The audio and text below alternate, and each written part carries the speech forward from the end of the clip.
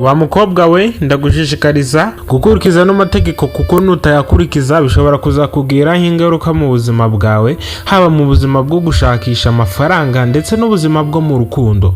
Uyu munsi rero nabateguriye amategeko 10 y'abakobwa. Uri umukobwa ukeneye kubaho mu buzima bwiza, mu rukundo rwiza rw'intangarugero, aho abantu bazajya babona urukundo rwanyu cyangwa se banarwumva bakarwifuza kandi bikomeye cyane. Uyu munsi nibyo naguteguriye, ariko nawe ndagushishikariza gukanda subscribe niba utarayikanda kugira ngo ujye ubasha kubona ibiganiro ducisha kuri uno muyoboro, nanjye ubategura nkanababagezaho buri kamwe kose ubona imbere yawe. Nitwa Aime, uhawe ikaze. Itegeko rya mbere ry'abakobwa riravuga ngo gira isuku. Rimwe na rimwe umukobwa utagira isuku nta musore uba wamuvugisha, n'umuvugisha aba afite icyamukurikiyeho. Rimwe na rimwe ugasanga babasore birari bari gushaka ko bakorana imibonano mpuzabitsina, rimwe na rimwe nyine ugasanga ni icyamukurikiyeho. Ariko umukobwa utagira isuku usanga nta gaciro ahabwa muri sosiyete, kuko nta musore wakwemera kugushaka cyangwa se kugukunda azi ko uri umunyamwanda. Igihe cyose ugira isuku biguhesha ishema, haba mu buzima busanzwe ndetse no mu buzima bw'urukundo, kuko nta musore wakwanga gukunda umukobwa ugira isuku. Ahubwo umukobwa ugira umwanda usanga ari we uri kwangwa muri sosiyete, kuko atagira isuku sakwita ku mugabo, ntabwo bidashoboka. Rero itegeko rya mbere ryavuga ngo gira isuku, kuko isuku ni isoko y'ubuzima kandi niyo soko izatuma ugira urukundo rwiza ndetse n'urugo rwiza. Itegeko rya kabiri riravuga ngo ntugakunda amafaranga kurusha umuntu. Wa mukobwa we ukeneye urugo rwiza, ukeneye umugabo mwiza ugukunda kandi mukundana bya nyabyo, ariko uri gushaka kwigira nyoni nyinshi ugakunda amafaranga cyane kumurusha. Afite amafaranga yega, afite iyo mitungo, ariko gushaka gukunda umusore ufite amafaranga, ariko ayo mafaranga ntacyo yakumarira, nta rukundo.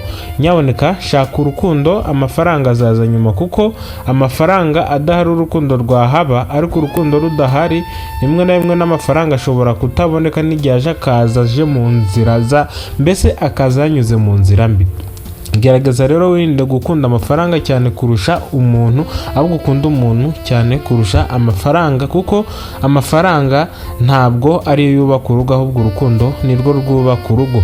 Kuko ni benshi usanga bafite amafaranga ariko ugasanga ingo zabo ni za ngo z'amarira, cyangwa se ni rwa rugo uba utanguramo amazi bitewe n'amarira yaba rurimo, kuko usanga umugore ari kurira ngo umugabo wanjye ntakimpa umwanya bitewe n'uko ari gushaka amafaranga, umugabo wanjye ari kundutisha amafaranga, mbese ugasanga nta mahoro ufite muri urwo rukundo. Rero ndakugira inama yo gukunda umuntu kurusha gukunda amafaranga. Itegeko rya gatatu riravuga ngo kunda umuntu ugukunda. Nyaboneka kwihumura mbivuga ngo ntibiranga umuntu uwo ari we wese, cyangwa se n'ubirangwaho usanga rimwe na rimwe bimutesha agaciro. Wa mukobwa we cyangwa se wa musore we, ndakugira inama yo kureka kwihoma, aho kwihoma ku muntu utagukunda, ahubwo wabireka ukaguma kuba uri single. Nyaboneka igihe cyose wihoma ku muntu abona ko ari ingirakamaro kuri wowe, bigatuma anagukoresha icyo ashaka, rimwe na rimwe nyine ukabiga igikoresho cye. Ariko igihe cyose wirinze kumuha umwanya, ahubwo ukamwereka kuri bizo, ukareka kumwihomaho cyangwa se ukareka kumwereka ko usa nk'uwabuze abandi ukunda. Nyaboneka ikitabuze mu murima ni amakoma. Rero ikitabuze ku isi ni abasore mushobora gukundana. Wa mukobwa rero ntukizirike ku musore kuko umukunda, cyangwa se kuko wenda ari we wagukundaga rimwe na rimwe ukaba waranihebye. Ndakugira inama yo kureka kumwihomaho, kuko nawe icyamujyanye gishobora kuzanamugarura abonye ko icyo yakurikiye atakibonye. Wowe komeza ukore cyane, wiyiteho, ugira isuku, buri kimwe cyose kuri wowe ucyiteho azigarura. Itegeko rya kane riravuga ngo ambara neza. Wa mukobwa we ushaka kuba ufite ubushobozi buke cyangwa se mu bushobozi ufite, ariko gerageza ujye usiga amafaranga yo kwambara. Nyaboneka kwambara neza bituma umusore abona ko uri umukobwa wiyubashye, ibyo binashobora kubigukundira. Ariko simvuze ngo kwambara neza nibyo bizatuma ubona umugabo wa mukobwa we. Iyo mico mubi ufite ushatse wahereka, ahubwo ugakora neza kandi ukanambara neza, nibyo bizakugaragaza neza. Rero wa mukobwa wenda kugira inama yo kwambara neza, kugira ngo cyangwa se nta n'iryo tegeko ugomba gukurikiza mu buzima bwawe kugira ngo utazicuza ngo wabonye umugabo mubi cyangwa se wagize amahitamo mabi. Itegeko rya 5 riravuga ngo ntugatendeke mu rukundo. Nyaboneka ushobora kuba ufite boyfriend umwe ariko hakaba hari undi uhora ukwinginga, rimwe na rimwe ugakora umwaku cyangwa se ukiremera imyaku ugahitamo abo babiri, ukavuga uti uwa mbere yabikubwiye uti I love you, n'uwa kabiri yabikubwiye nawe ugahita umubwira uti I love you too. Nyaboneka menya ko wikoreye nabi, kuko igihe cyose watendetse umusore wa mbere umwe ugukunda wa mbere ashobora kubona ko muri iyo minsi utari kumuha umwanya, cyangwa se uburyo ki wamukundaga cyangwa se uburyo ki mwabaga muri kuganira byarahindutse, kuko umutima wawe ugabanyije babiri ugasanga urimo urivuna cyane uvuga uti bose ndabakunda, ukabura uwuha umwanya, rimwe na rimwe ugasanga uri kubagabagabanya. Rero uko kwigabagabanya bishobora kukwangiriza amarangamutima yawe ndetse n'urukundo rwawe, rimwe na rimwe ugasanga umwe avumbuye ko umuca inyuma, ugasanga bose bakuvireho icyarimwe, ako kanya depression yo igahita itangira.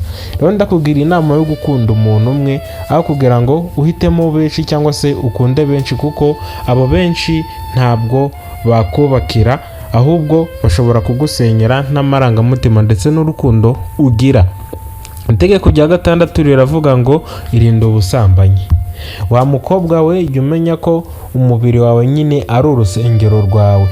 Umubiri wawe nibyo cyangwa se nicyo gishoro ufite mu buzima bwawe. Rero irinde gukora ubusambanyi, ahubwo umubiri wawe urinde ubari zahabu, uzabe ari agaseke upfundikiriye umugabo wawe cyangwa se umusore muzashakana, kuko igihe cyose umusore mushakanye agasanga hari ukuntu umeze, bishobora kukugabanyira icyizere kuri we, bigatuma nawe abona ko utari umuntu wo kwizerwa.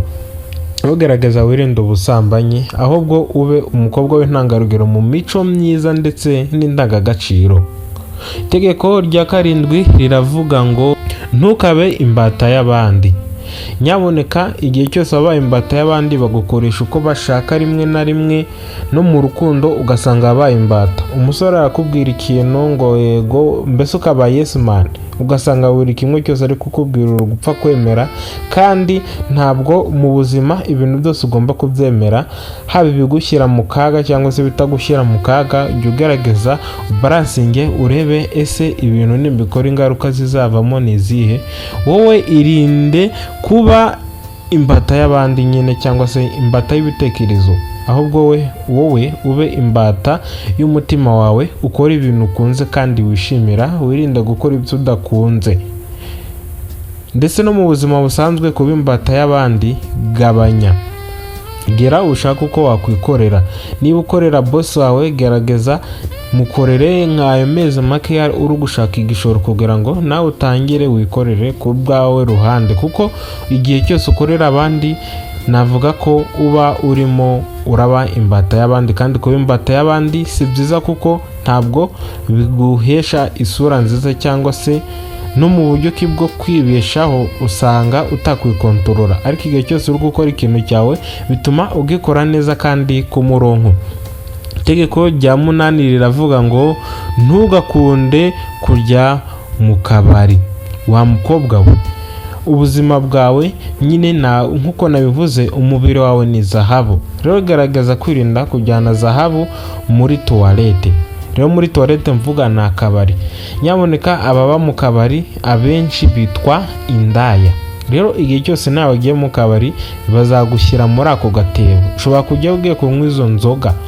Nyaboneka no kunywa inzoga uri umukobwa nabyo ni bibi, kuko bishobora kukwicira ejo hazaza hawe, kuko nta mutima w'urugo wanyweye inzoga, kuko ntabwo yabyara umwana ngo uwo mwana azaba ari muzima, kuko urugo rwaba rubaye bakazizi gusa.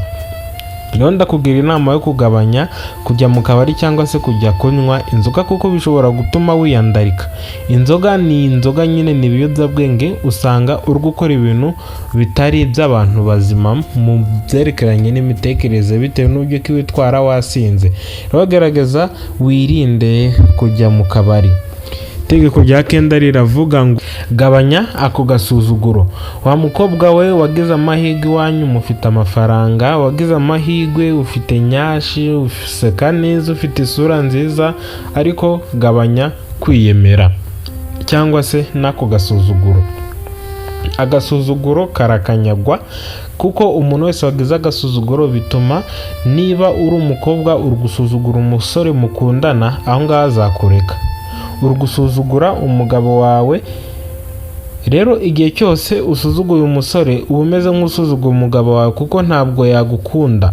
Cyangwa se no mu byerekeranye n'imibanire, umugabo usanga ari umuntu ukunda icyubahiro. Rero igihe cyose uri kumusuzugura, uri kumubwira ibyatsi, bizatuma nawe atagukunda, kandi bizatuma atanakwitaho, cyangwa se bizanatuma akureka. Kuko ingo nyinshi zishwana usanga biterwa n'uko umugore yagize agasuzuguro karekare ku mugabo, bigatuma umugabo abona ko ku gasuzuguro atakihanganira, agahitamo kukureka akigendera.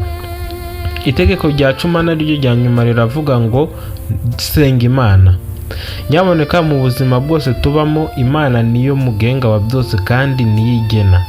Rero igihe cyose udakurikiza amategeko y'Imana, cyangwa se igihe cyose udakorera Imana, ibyo ngibyo bishobora gutuma ubuzima bwawe bujya mu kaga. Ahubwo igihe cyose utayikorera neza, bishobora gutuma ujya mu ngeso mbi, cyangwa se ukora ibikorwa bitari byiza. Ariko igihe cyose ukurikiza amategeko yayo, nta mistake iba mu buzima bwawe. Ayo niyo mategeko 10 y'abakobwa twabateguriye. Mukomeze kudukurikirana, turi kubategurira ibindi biganiro byiza kandi biryoshye cyane. Ntugende udakanze subscribe. Murakoze cyane.